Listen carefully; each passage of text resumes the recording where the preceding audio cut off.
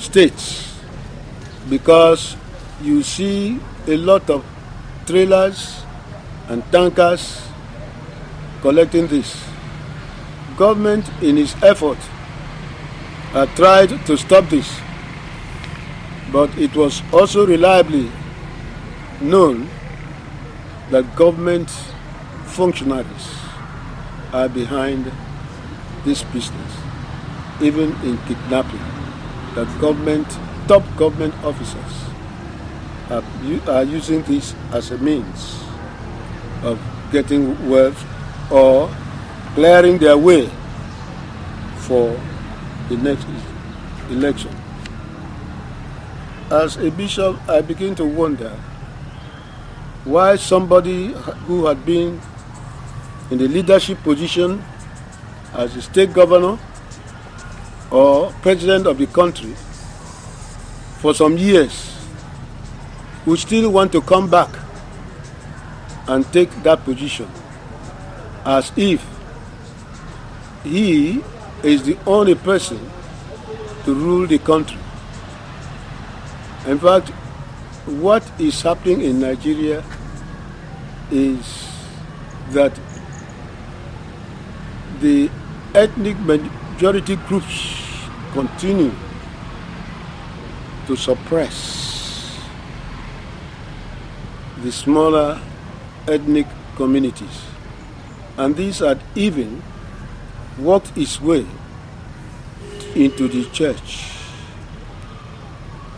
If you are from a minority area, you are only there to listen and to take directives.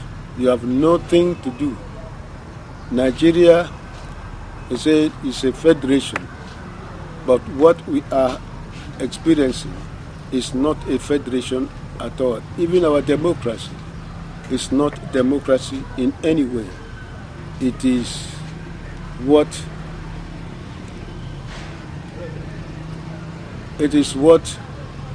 government is planning to do, and they just force it on the people.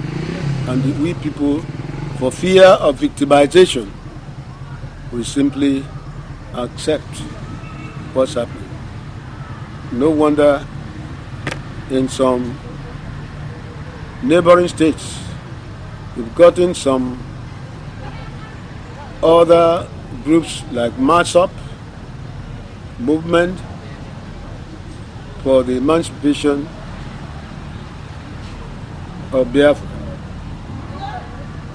These people are armed, and government appears to listen to them, unlike our own. I would invite the international community to come to the state, and particularly to Ogoniland. Why has Ogoniland remained like this in the Federal Republic of Nigeria for so many years? Why is it that Rivers State all these years remained a one-city state, that the development cannot be extended to Eneme? So, which community is this? The Jama community. Which road is this? We call it Trailer Park Road. Okay. So, why is it not covered here? The road no covered. There is covered at the other side there. But just because of the erosion. One of. So, how have you people been finding it easy with this place? Easy. It was since 2007 when the drillage at Express Dam broken. So they now started passing here. Okay. So since then, when Omeya was on seat, up till now they don't want to walk the road for us anymore. So you people have been suffering it like this? Yes. Okay. Thank you.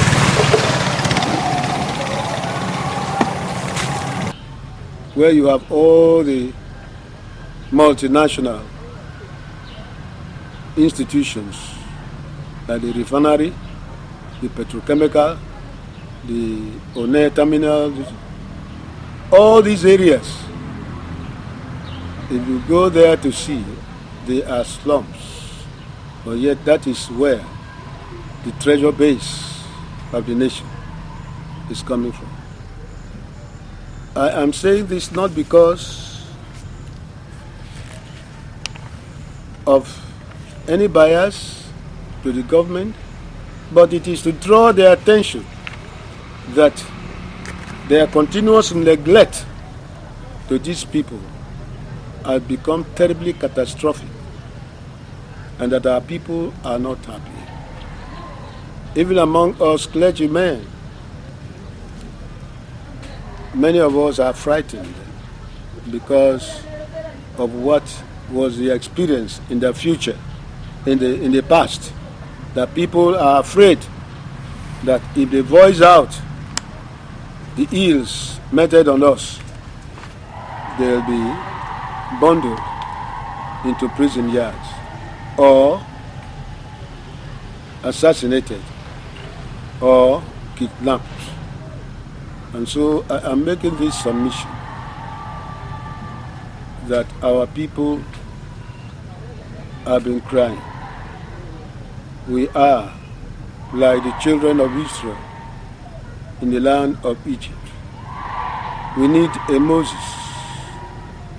that will come and deliver us from this situation.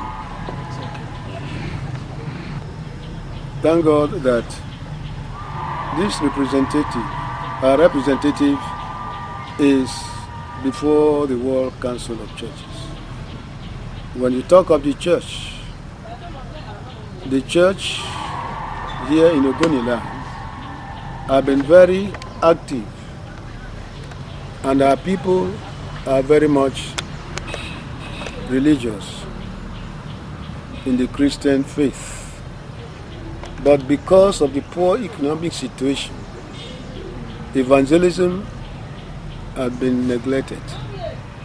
We talk of evangelism by the mouth, but it's not being implemented. In fact, even with me in the Methodist Church, Nigeria, our first missionaries and help have been from England. But since we became a church, we've been trying on our own.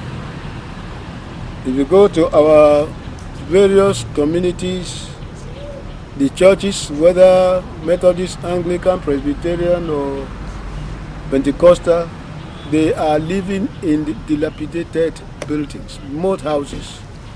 Some will start and cannot complete their own.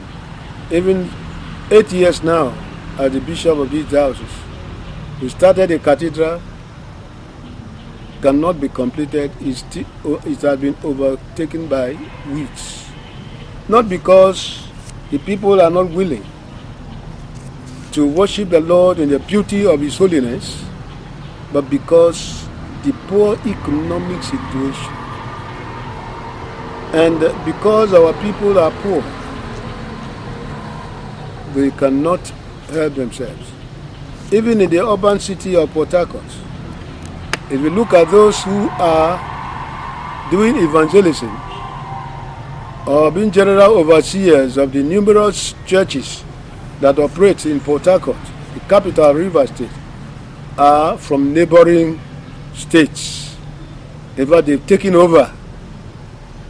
And those of us from the Rivers State are only appendix to what they are doing. We know that Christianity embraces everybody, but when you talk of sponsorship to international communities or world bodies, Christian world bodies, those of us in Ogoniland cannot. And I want to say again, thank the World Council of Churches for giving us this opportunity. We are not in any way benefiting from what the Church International is doing. You must have noticed that those who are there under one scholarship or the other are from other states of Nigeria and not from Rivers State, or more so in Ogoni land. If one or two is given, there's only some elites who are government functionaries in Port Harcourt will claim it to themselves, and the people at home will begin to wonder what is actually happening to the church. Indigenous people have been cheated through laws such as are operated in Nigeria today, through political marginalization. They have driven certain people to death. That happened in America and in Australia. They're trying to repeat it in Nigeria, and we do not want it. In recovering the money that has been stolen from us, I do not want any blood spilt. Not of an Ogoni man, not of any strangers amongst us. We are going to demand our rights peacefully, non-violently, and we shall win.